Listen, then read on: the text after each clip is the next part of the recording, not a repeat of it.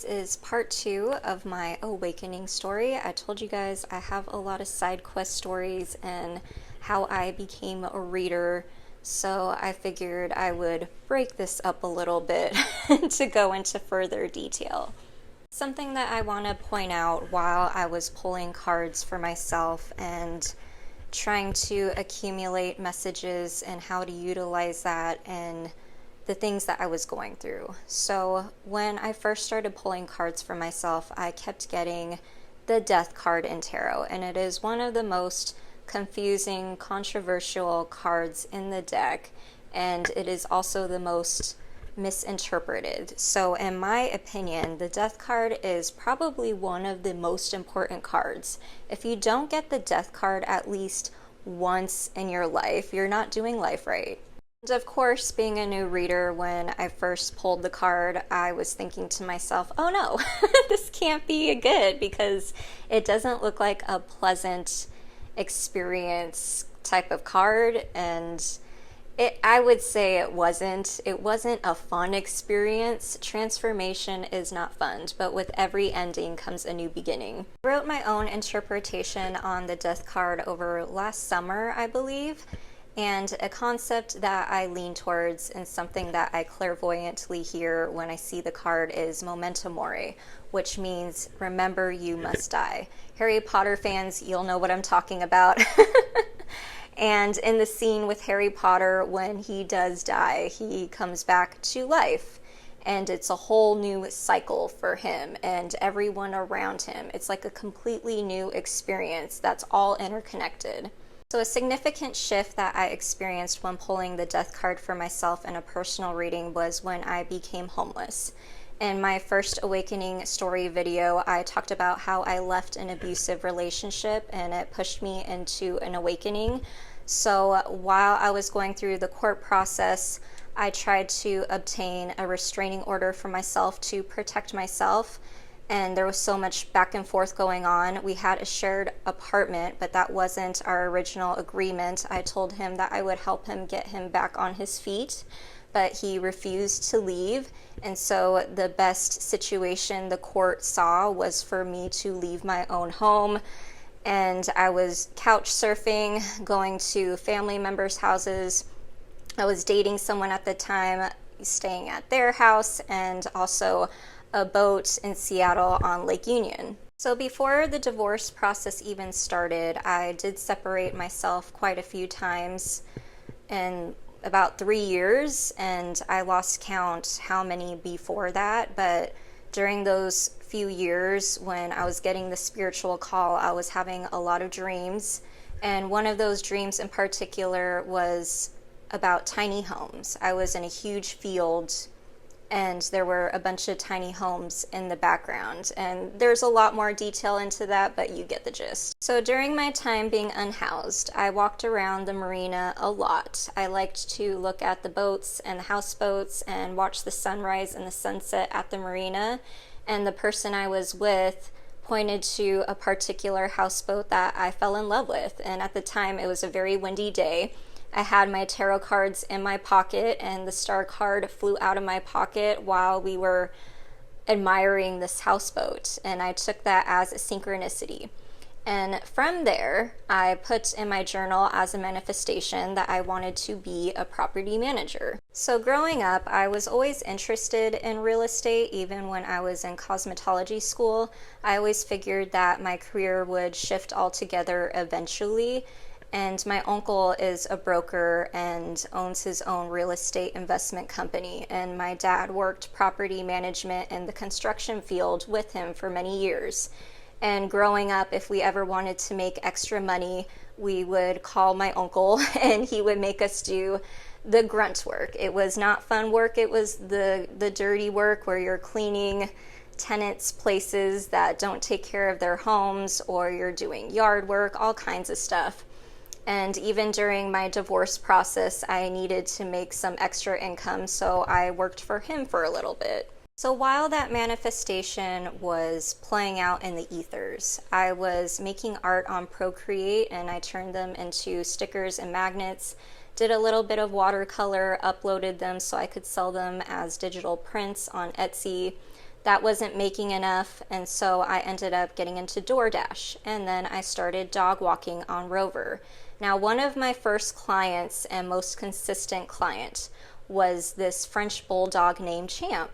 And then one day I met his owner and we got to talking, and he asked me what I did besides dog walking. And I told him that I was thinking about getting back into real estate school. So I originally did Rockwell Institute in 2017 and then just never got my certification. And I told him I don't even know what I want to do with it or where I want to take it. So while I was trying to figure out how to create this new life for myself, I looked into RV life, nomad life, alternative living, and I started calling around, and I came across a company called Seattle Tiny Homes. And I talked to him about possibly purchasing an RV to park at one of his tiny home lots. That ended up not working out, but we still stayed connected. And then after a few months of dog walking, I started working at the dog owner's family firm. They own a local real estate and property management company. And after about 6 months, I quickly moved up. During my time working there, I did a mix of low-income housing programs, Tacoma Housing Authority, MDC, which is Metropolitan Developmental Council, where you help people that have disabilities, mental illnesses find housing. And I also did a mix of HOA and residential management. And then from there, I left and unfortunately took another position for a different real estate company for a corporate setting. I quickly found out that was not for me. And then from there, I left, and then I started working for Seattle Tiny Homes for about 6 months. Now, till this day, that manifestation is still playing out. While I was working for Seattle Tiny Homes, I did a lot of research and looking into the bookkeeping on what it takes to build a tiny home, and I am so glad I got to connect with Todd and his staff and learning how to manage something like that. And he is so knowledgeable in that arena. And during that time, I got in contact with a houseboat builder, and there's still things playing out with that also. And I contacted one of my local broker networks and found different housing for us while we figure all of that out. In the meantime, I show units, I advocate for housing solutions, recently testified for a bill for mobile dwelling units to be legalized, because it is extremely difficult to obtain a tiny home with the housing crisis because there are so many zoning laws. There's also a lot of restrictions when it comes to how a tiny home is built, if they have wheels or not, and this would be a great start for it to be more accessible. So I wanted to share this story for a few reasons. One, as a reminder that manifestations can take some time. And the bigger your dreams are, you can expect it to take a while to play out. And this one took months and years, and there's still things happening with that manifestation. But also, too, feeling like you're deserving and worthy of your manifestations was a big learning experience for me, being open-minded about how it comes in. And I always thought, why me? Being such a big dreamer, how could it be possible? But also with so many people suffering and living through the same experience as me, why would I be able to obtain something like that? And that goes with that saying that you really need to believe your manifestations are already yours.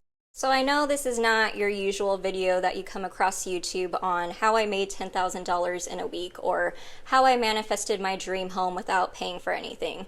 No, this is real life experience on how I followed synchronicities and signs to lead me towards my manifestations. And we see signs every day, but we tend to ignore them because of hustle culture and also having a fixed mindset on how it comes in. And something else that I learned was how to let go of a mindset, let go of belongings, material things, and the idea that I had in my head on how it was going to happen.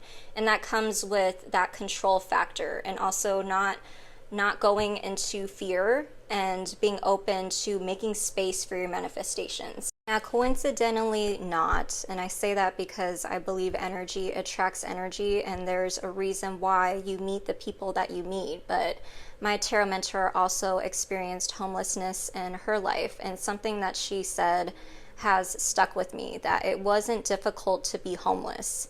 It was difficult to stay out of homelessness, and I have so far seen that to be true, especially with our current housing crisis. Now, with that being said, I hope this story resonates with you and inspires you to manifest and create the life that you deserve.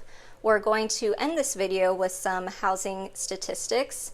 Now, in Washington state, the total homeless population in 2024 was reported 31,554 individuals experiencing homelessness, marking a 12.5 increase from the 28,036 reported in 2023. Washington state, we had approximately 363.85 homeless individuals per 100,000 residents in 2023, ranking it at 6th in the nation. At least 13,000 individuals aged 12 to 24 were experiencing homelessness or living in unsafe or unstable housing situations as of March 2024. The United States Department of Housing and Urban Development reported that Washington, D.C. had 73 people experiencing homelessness per 10,000 residents last year, more than double the rate in Washington state. So this is my call to all my fellow lightworkers. It is not uncommon for people like us to have a hard life experience and experience homelessness. And you could almost say that it shakes us awake and wants us to be part of the change. So I hope that you alchemize your life experience and be open to things turning out so much better than you imagined them to be.